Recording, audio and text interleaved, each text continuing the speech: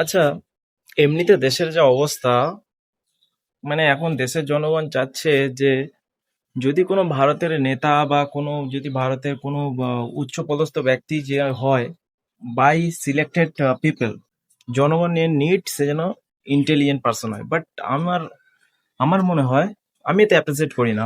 ভারতে যাই হোক, যত ধরনের নেতা আছে বেশিরভাগ প্রায় পলিটিশিয়ানের মধ্যে বেশিরভাগ সব অশিক্ষিত, কেউ গুন্ডা এই সেই বেরোছে। ঠিক আছে, আমি গুন্ডাটাকে কিছুটা অ্যাপ্রিসিয়েট করছি, গুন্ডাটাকে এবার কেন করছি বলুন।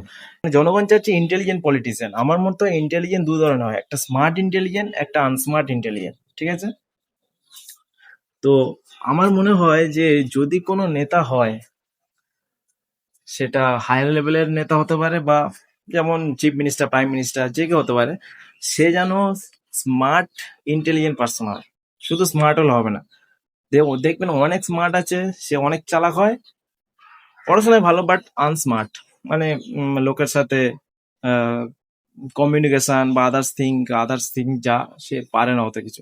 কিন্তু কিছু আবার ইন্টেলিজেন্ট পার্সন আছে যে সব দিক দিয়ে, খেলাধুলা, মারপিট, গুন্ডাগার্দি, আমি এইরকম একটা মানে এইরকম টাইপের নেতা যাচ্ছি। কারণ দেখো যে উম, যদি কোনো মানে আনস্মার্ট ইন্টেলিজেন্ট পার্সন হয়তো কোনো একটা বড় পদে দাঁড়ালো, তো যখন সে কিছু আহ, সরকারি উন্নতির জন্য কিছু টাকা ডোনেট করবে বা কিছু টাকা দেবে কোনো সরকারি কাজে, দেখবে ওই কাজের মধ্যে কিছু গুন্ডা টাইপের লোক থাকে, যারা ওই টাকাটাকে কিভাবে সরিয়ে নেওয়ার চিন্তা ভাবনা করবে, সেটা তারা মানে সেটার জন্য সে ব্যস্ত হয়ে পড়বে।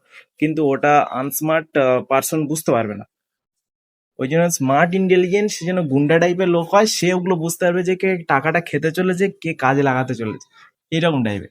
তবে যাই হোক, ভারতবর্ষে এখন বেশিরভাগ অশিক্ষিত লোক এখন বিভিন্ন উচ্চপদস্থ আছে এবং তারাও অনবরত খাওয়ার জন্য ব্যস্ত, যার জন্য আজ ইন্ডিয়ায় বহুত কিছু উল্টোপাল্টা ঘটছে। এবং যেমন ইন্ডিয়ার রুপিজও অনেকটা নিচে নেমে গেছে।